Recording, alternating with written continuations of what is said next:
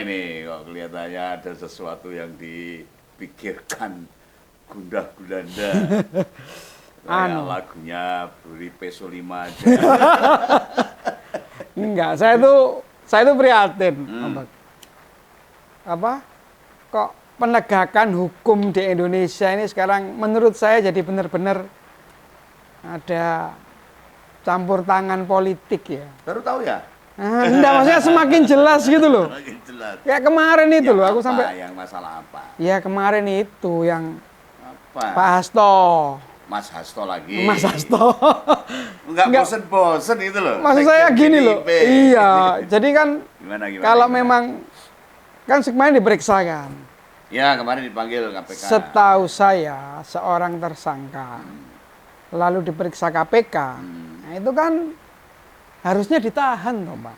Karena kan gini loh.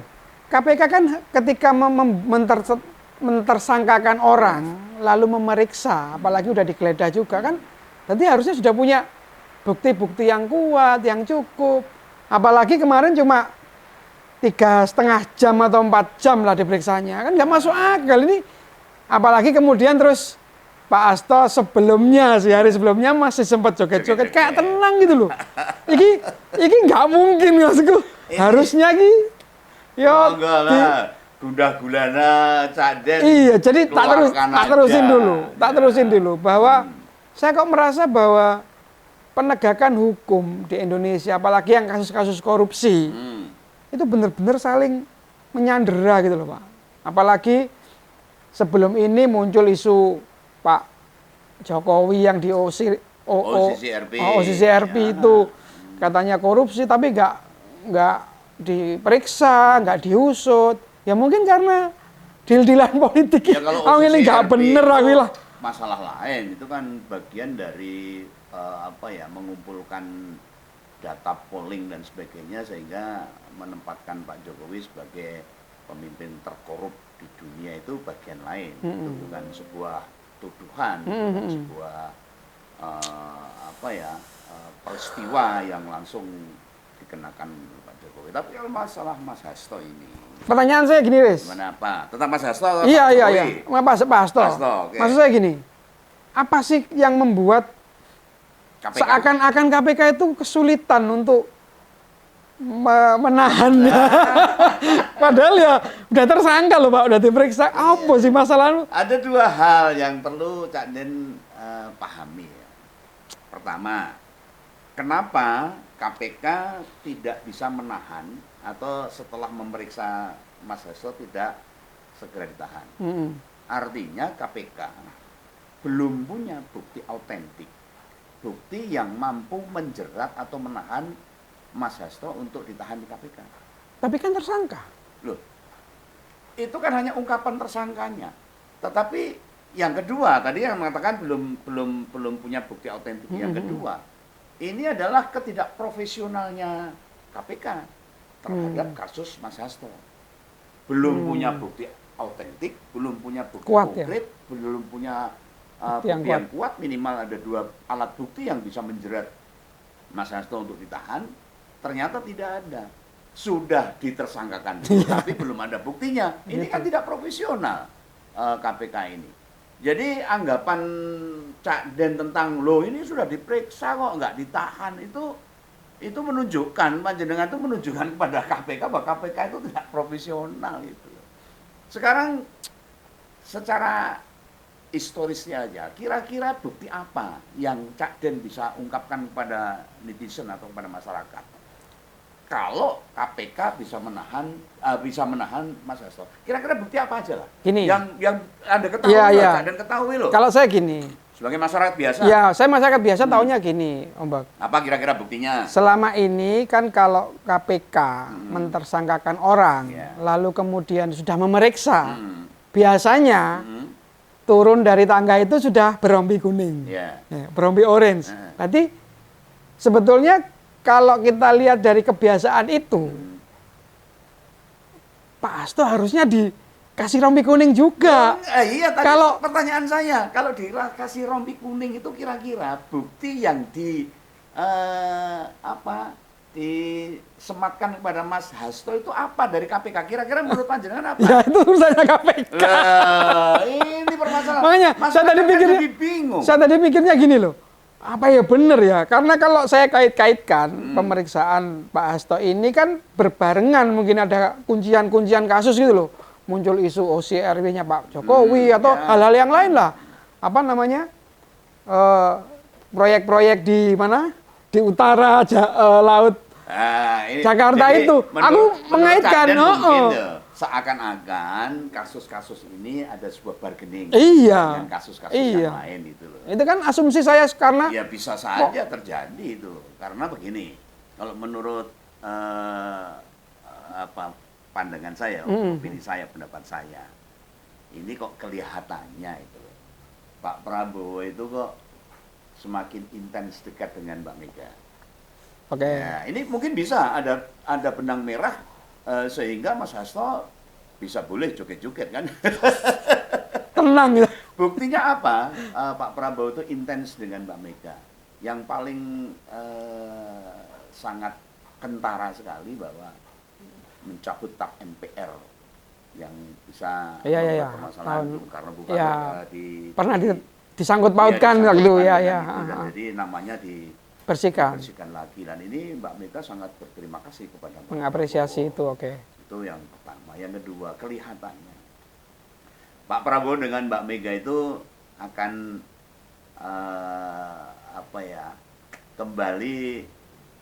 kembali mesra gitu. Kembali merger gitu. Reunian perjanjian batu tulis yang seakan-akan Mbak Mega dengan Pak Prabowo itu adalah sebuah pasangan yang dulu disebut Mega Pro. Mungkin itu ada kait-kaitannya, sehingga Pak Prabowo juga nggak mau KPK dengan awut-awutan lalu mentersangkakan Pak Hasto dengan tanpa bukti. Dan sekjen itu, dan ini membuktikan juga atau opini masyarakat atau pandangan Umbagawan secara pribadi juga, kelihatannya Pak Prabowo juga semakin menjauh dari pengaruh Pak Jokowi. Ini menurut saya loh, tapi masyarakat kadang-kadang kok bisa begitu? Iya, kenyataannya juga nggak seperti itu Pak. Mas Hasto jadi aman-aman saja.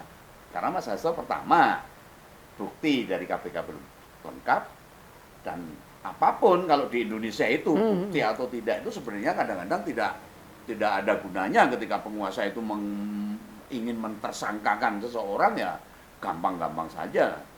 Tapi dengan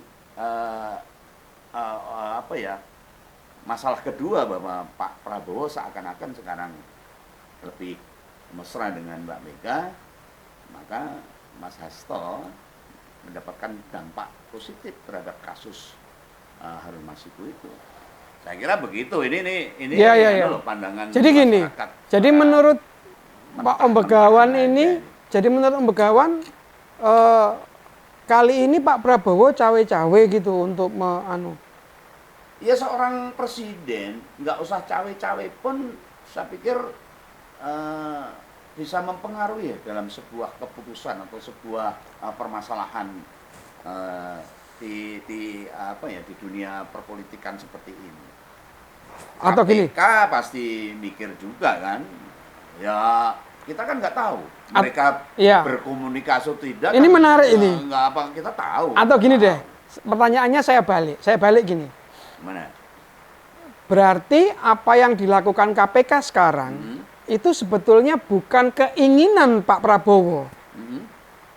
Nah, kalau itu bukan keinginan Pak Prabowo, karena kan kalau jenengan bilang tadi sebetulnya hubungan Pak Prabowo dengan Bu Mega itu mesra, baik-baik aja kan.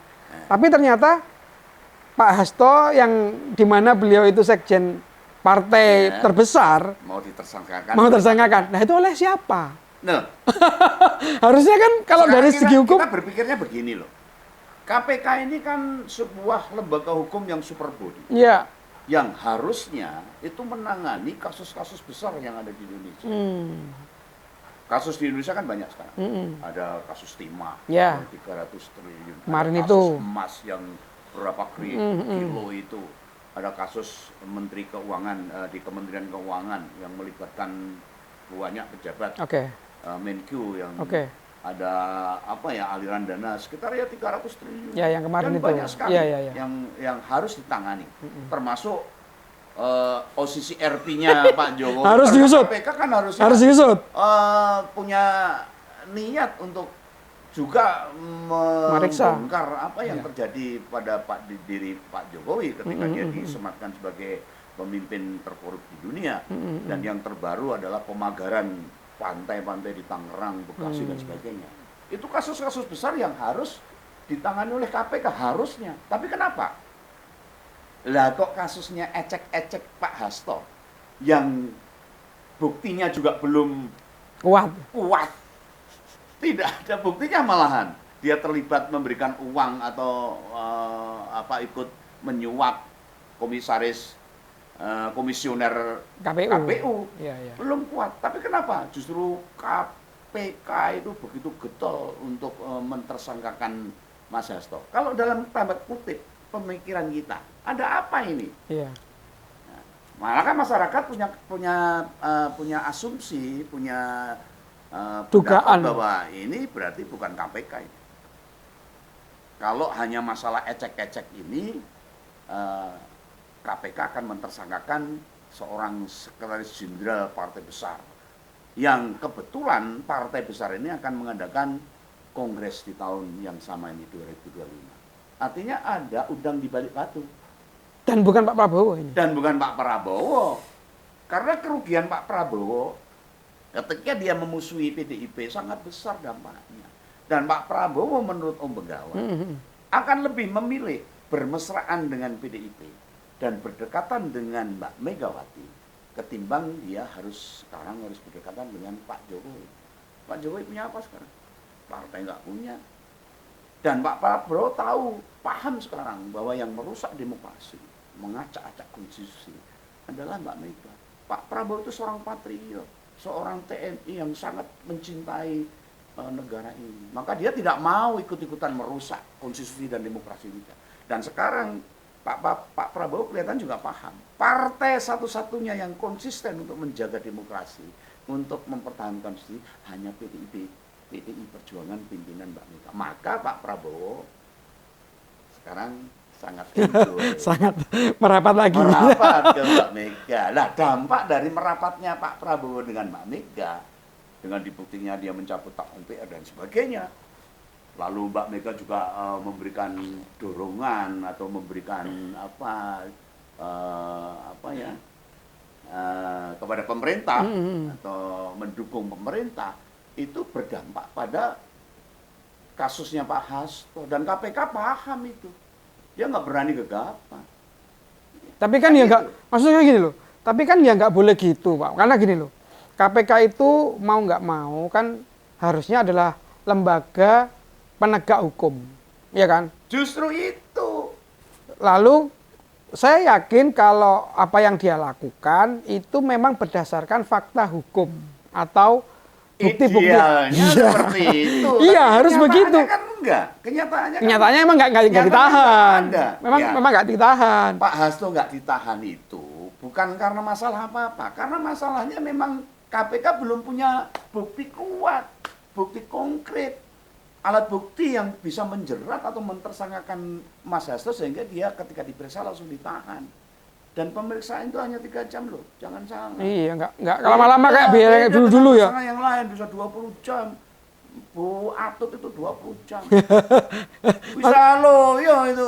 Saya itu mikirnya, lah kalau memang gini, kalau saya kait-kaitkan ya. Kalau memang KPK itu benar-benar melakukan penegakan hukum, itu kan harusnya sudah kuat semua, harusnya. Dan Pak Hasto setelah pemeriksaan harusnya ditahan. Tapi nyatanya ini enggak.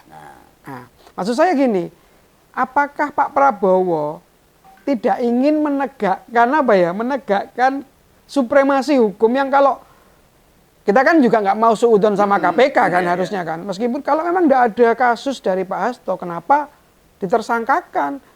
Kenapa Pak Prabowo tidak bisa menghentikan itu, dalam artian lah tunggu dulu lah. Kekuatan apa gitu? Padahal kalau menurut Pak Begawan ada kekuatan besar selain Pak Prabowo. Kok Pak Prabowo itu presiden loh, mosok Saya tuh bingungnya di situ. Jadi cara berpikir secara politis, kita berpikirnya politik ya, itu hitungan politik itu. Kalau dengan kasusnya Pak Hasto yang ecek-ecek seperti ini aja, KPK terus mendesak untuk mentersangkakan Mas Hasto, berarti kan ada udang di balik batu. Iya, iya. Pasti ada pesanan yang disampaikan kepada KPK. Kalau tidak pesanan, kenapa KPK harus mengejar terus Mas Hasto? Padahal pertama, nggak punya alat bukti yang kuat. Dan semuanya lemah. Dari masalah dia dituduh sebagai membantu suap Harun Masiku kepada komisioner KPU. KPU ya. Ada yang dia menghalangi pemeriksaan Harun Masiku atau dia ikut menghilangkan jejak Harun Masiku. Kan nggak ada dasarnya. Itu kan hanya asumsi aja.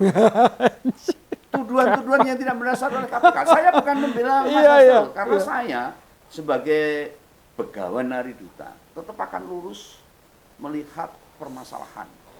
Kami tidak mau belok-belok. Saya bukan membenci Pak Jokowi, enggak.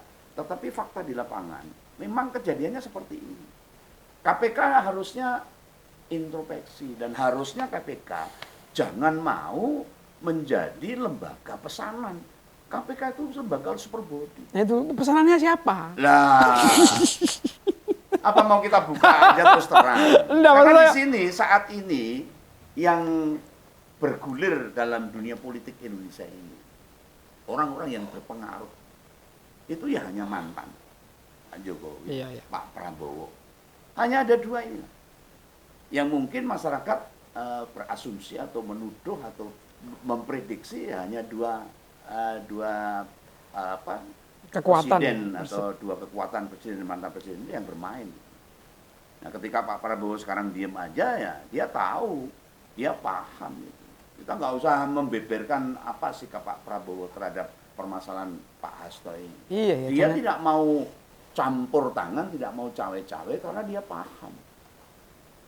Berarti gini, berarti apa yang saya pikirkan itu adalah gini loh Pak Begawan. Pak Prabowo sebagai kekuatan lama dengan Bu Mega itu kan harusnya akrab, harusnya bukan berarti membolehkan korupsi macam-macam ya, penegakan hukum tetap ya. Cuma kalau kita lihat orang-orang di KPK, itu kan sekarang ketua KPK adalah polisi aktif. Iya kan? Dan Pak Setio itu kan padahal kita tahu bahwa hubungan antara Pak Jokowi dengan institusi polisi sangat dekat. Iya. Malah ada kata-kata parcok sekarang. Maksud saya, ini kan kalau Pak Prabowo tahu harusnya kan bisa melakukan sesuatu tuh Pak Begawan. Loh, Pak Prabowo kan bukan seorang yang dia seorang patriot, akan menunggu sesuatu bahwa itu akan berjalan dengan menunggu waktu yang tepat gitu. Menunggu waktu yang tepat. Dia tidak akan tergesa-gesa karena dia paham sekali bahwa Mas Hasto bersama PDI Perjuangan itu tidak akan pernah melakukan hal-hal yang melanggar konstitusi ya, hukum ya. Dan Pak Prabowo kelihatannya sangat paham sekali apa yang sedang terjadi. Berarti jenengan pikir sekarang Pak Prabowo sedang menjauh dari Pak Jokowi. Oh iya, dan kesimpulan saya atau bukan asumsi ya, tapi itu kesimpulan saya atau pandangan Om Begawan yang mungkin sudah tak kasih garis biru gitu loh. Biru atau merah? Biru aja. Oh, biru. Ada sebuah kepastian gitu.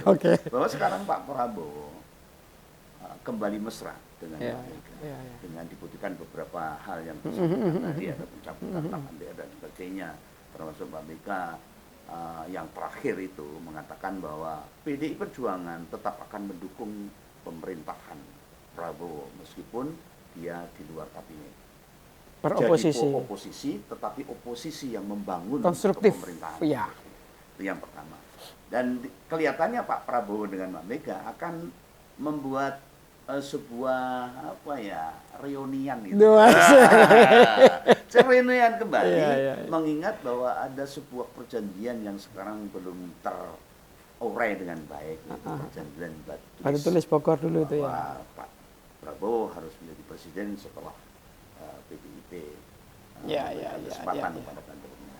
Nah, dengan adanya kedekatan Pak Prabowo dengan Mbak Mega, maka saya juga memprediksikan bahwa Pak Prabowo sekarang sedikit-sedikit akan menjauh dari pengaruh Pak Jokowi. Karena dalam hitung-hitungan politik Pak Prabowo lebih menguntungkan berdekatan dengan Mbak Mega bersama Partai PDI Perjuangan yang mempunyai kekuatan sangat besar di parlemen maupun di daerah-daerah daripada disetir oleh Pak Mantan yang tidak punya partai. Itu Dan jenengan terbukti, ini saya, dan terbukti sekarang dia merusak demokrasi. demokrasi. Itu kan jenengan. Saya Sekarang kita nanya ngomong netizen. Apa setuju dengan Om Begawan? Kalau saya berpikir bahwa KPK memang harus terlepas dari kekuasaan. Oh iya, betul. Harus menegakkan hukum. Jadi kalau memang Mas Pak Hasto sudah ditersangkakan, harus diperiksa. ditahan. Oh iya, kalau saya gitu, Maka terkena aja. Terserah pada netizen. Kalau menurut Om Begawan, karena tidak ditahan, sebabnya belum ada bukti autentik yang dipegang oleh KPK. Gitu ya. Itu. Oke, Tolong ya, silakan. kita tolong tulis di komen. Jangan lupa subscribe. Biar semakin kita punya bahasan untuk pendidikan politik kita semua, teman-teman ya. Nanti akan kita bahas semua komentar dari netizen di Kolom komentar. kolom komentar. Oke. Rem belum. Oke, ya.